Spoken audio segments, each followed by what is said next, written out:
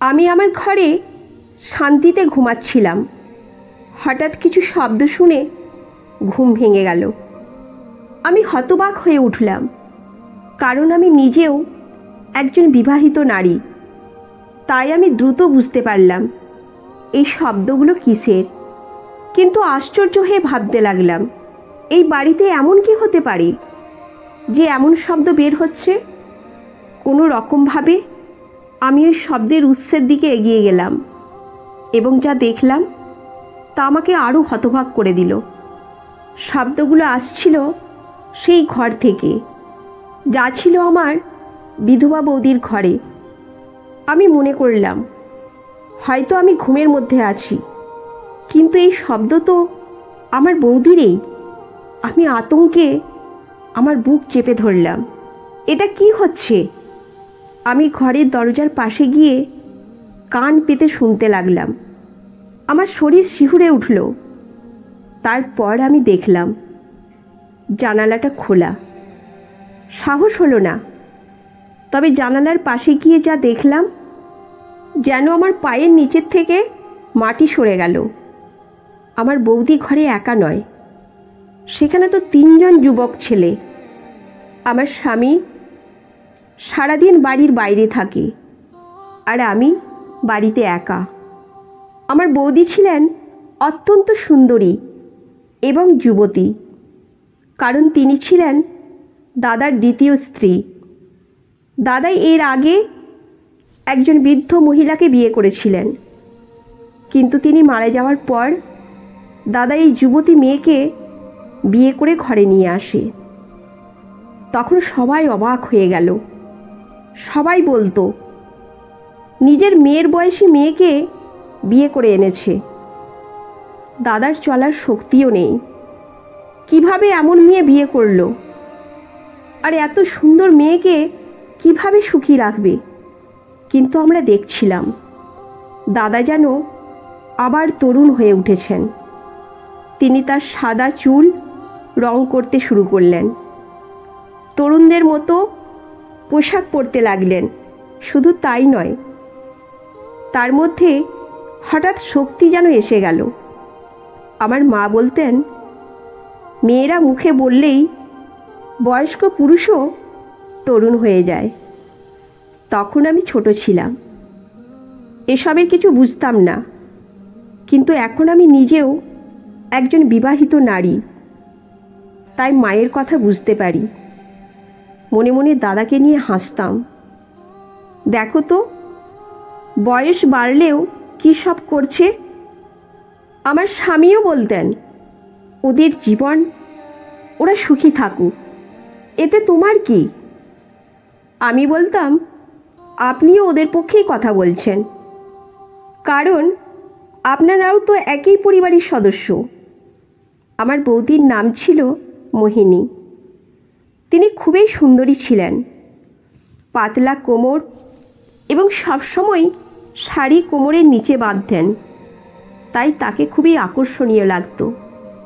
মুখে আঁচল টেনে রাখলেও তার কোমরের সৌন্দর্য সবাইকে মুগ্ধ করত। দাদা তাকে কিছু বলতেন না, বরং খুশিই হতেন। আমাদের পরিবারের সবাই তাদের নিয়ে নানা রকম কথা বলতো, ভালো কিছু বলতো না, কিন্তু তারা নিজেদের মধ্যে খুবই সুখী ছিল। তাই অন্য কারো কিছু বলার ছিল না। একদিন হঠাৎ খবর এলো যে দাদা খুবই অসুস্থ হয়ে মারা গেছেন। আমাদের জন্য এটা বড়ই অদ্ভুত ছিল। সবাই বলল, বয়স তো এমনই, যে কোনো সময় যে কোনো রোগ আসতে পারে, কিন্তু কোনো কারণ খুঁজে পাওয়া গেল না। বৌদি বিধবা হয়ে গেলেন এবং কেউ তাকে নিজের বাড়িতে রাখতে চাইল না, কারণ এত সুন্দরী ও যুবতী একজন মহিলাকে কে নিজের বাড়িতে রাখতে চায়, যে কিনা সবার দৃষ্টি আকর্ষণ করবে। আমাদের পরিবারের ছোট্ট বাড়িটি ছিল মাত্র 2 জনের, আমার স্বামী আর আমি। তাই সিদ্ধান্ত হলো বৌদি আমাদের বাড়িতেই থাকবেন। আমার স্বামী খুব ভালো মানুষ, খুব সহজ সরল। সে বলল, ঠিক আছে, কখনো রাতে আমি শহরের বাইরে গেলে তোকে নিয়ে আমার চিন্তা থাকবে না। বৌদি থাকলে চিন্তা করার কিছু থাকবে না। কিন্তু বৌদি ঘরের কাজকর্ম সামলানোর মতো নারী ছিলেন না। তবুও যখন থেকে দাদা মারা গেছেন, বৌদি নিঃশব্দে নিজের কাজ করতেন, কথা বলতেন না। আমার মা বৌদিকে ভালোভাবে গ্রহণ করতেন না। মা বলতেন, তাকে বাড়িতে রাখো, কিন্তু তার উপর নজর রাখো। তাকে বাড়ির কাজ করতে বলো, এবং যেন বেশি বেয়ারা না হয়। সে একজন বিধবা আর সুহাগিনী। আমি মাকে বিশ্বাস দিলাম, মা, আপনি চিন্তা করবেন না, সব ঠিক থাকবে। বৌদি যখন আমাদের বাড়িতে এলেন, আমি তাকে বললাম, এটা নিজের বাড়ির মতোই মনে করুন। আমাদের বাড়ির সামনে দুটি খালি ঘর ছিল। একটা বৌদিকে দিলাম, তার ঘরটি আমার ঘরের একদম সামনে ছিল। বৌদি সব কাজ করতে লাগলেন, খুব ভালো রান্না করতেন। তার আশায় আমাদের বাড়িতে শান্তি নেমে এলো। আমি খুশি ছিলাম, কারণ এখন আমাকে রান্না নিয়ে চিন্তা করতে হতো না। একদিন বৌদি আমার ঘরে এলেন। তার হাতে ছিল লাল শাড়ি। তিনি বললেন, তোর কাছে এটার সঙ্গে মানানসই কানের দুল আছে? আমি বললাম, হয়তো আছে, কিন্তু আপনার কি দরকার? বৌদি বললেন, জাস্ট বের করে দিস, পরে বলবো কেন? আমি ভাবলাম, তিনি তো বিধবা, লাল শাড়ি আর দুলের কি দরকার? তবুও আমি দুল বের করে দিলাম। দুপুরে আমি আমার স্বামীর সঙ্গে বসে খাচ্ছিলাম। তাকে বললাম, আজ বৌদি লাল শাড়ি আর দুলের কথা বলছিলেন। আমার স্বামী বলল, তুমি জানো না বিধবারা লাল শাড়ি পরতে পারে না?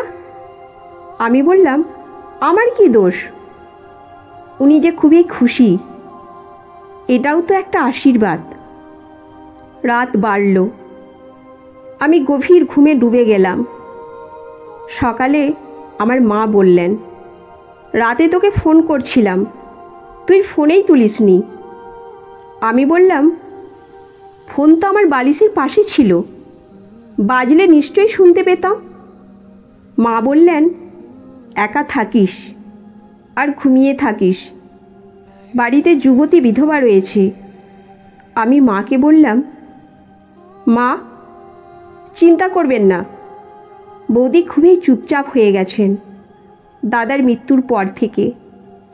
আমার স্বামীর রুটিন ছিল অদ্ভুত। সে সারাদিন কাজ করত, রাতে ঘরে আসতো। আমাদের মধ্যে খুব কমই সময় কাটতো। এই কারণে আমাদের কোনো সন্তানও হয়নি। আর সবাই এই নিয়ে প্রশ্ন করত। আমি তাকে বললাম, আমরা একটা সন্তান করে নিই, সবাই প্রশ্ন করছে। সে বলল, হ্যাঁ, এ নিয়ে ভাবব।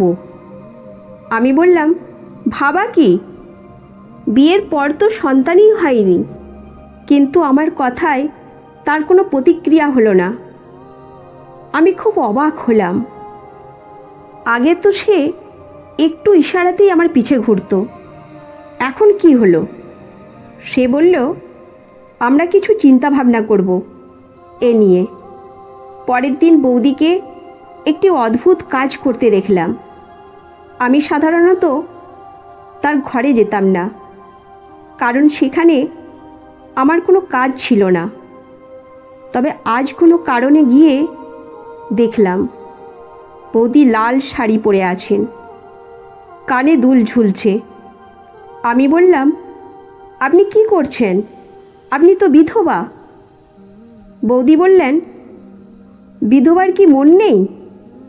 আজ আমার মন চাইছিল, তাই পড়েছি। তিনি কাঁদতে শুরু করলেন। আমি বললাম, ঠিক আছে, যা খুশি করো, কিন্তু বাইরে যেও না। সেই রাতে আমার স্বামী ফোন করে জানালো সে বাড়ি ফিরবে না। আমি বললাম, ঠিক আছে, সাবধানে থেকো। বৌদি সাজগোজ করে ঘরে ঘোরাফেরা করলেন, তারপর শুতে গেলেন। সেই রাতে আমি গভীর ঘুমে অচেতন হয়ে গেলাম। হঠাৎ রাতে কিছু শব্দে ঘুম ভাঙল। আমি বুঝতে পারলাম এই শব্দ কী ধরনের। আমি বাইরে এসে দেখলাম শব্দগুলো বৌদির ঘর থেকে আসছে।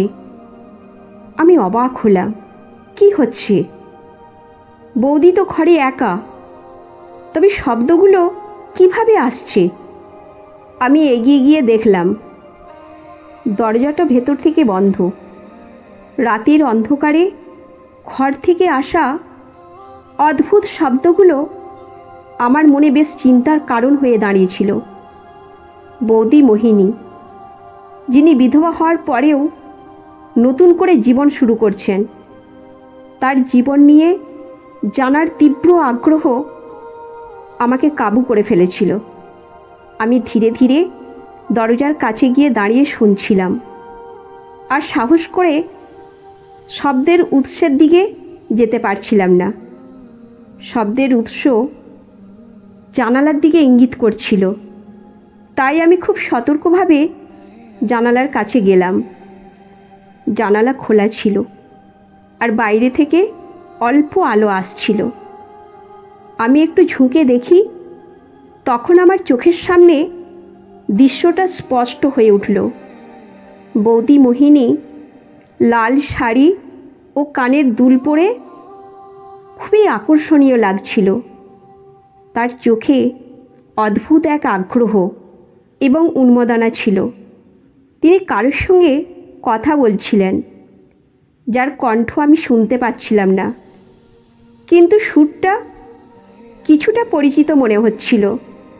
এক মুহূর্তের জন্য আমি ভাবলাম, বৌদির জীবনে এমন একজন এসেছে যিনি তার শোককে ভালোবাসায় রূপান্তরিত করেছেন।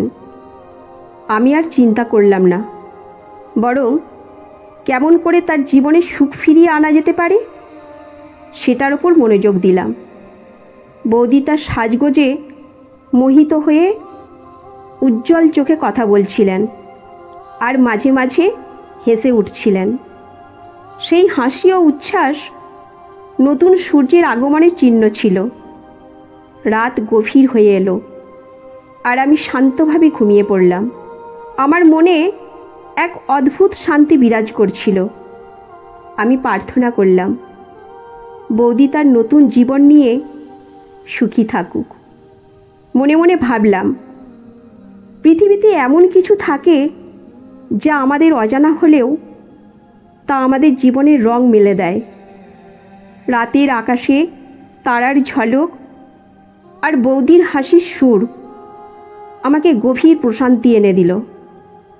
কিছু সময়ের জন্য জীবন সত্যিই সুন্দর মনে হচ্ছিল।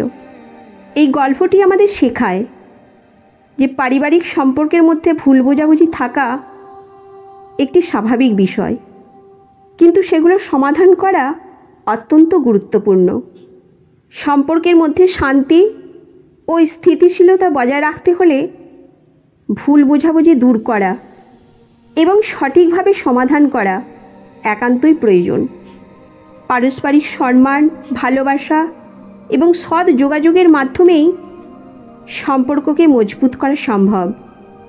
পরিবারের সকল সদস্যের দায়িত্ব পালন করা উচিত এবং অন্যের প্রতি সম্মান প্রদর্শন করতে হবে। এইভাবে সম্পর্ক আরও সুন্দর এবং সুরক্ষিত হবে এবং পারস্পরিক শ্রদ্ধা ও ভালোবাসার বৃদ্ধি পাবে। এই শিক্ষা আমাদেরকে সম্পর্কের মধ্যে শান্তি ও স্থিতিশীলতা বজায় রাখতে সহায়তা করবে এবং পরিবারের সদস্যদের মাঝে ভালোবাসা ও সমঝোতা বাড়াবে। তো বন্ধুরা, এই গল্পটি আপনাদের কেমন লাগলো অবশ্যই কমেন্ট করে জানাবেন। ভালো লাগলে একটি লাইক করে চ্যানেলটি সাবস্ক্রাইব করে নেবেন। ধন্যবাদ।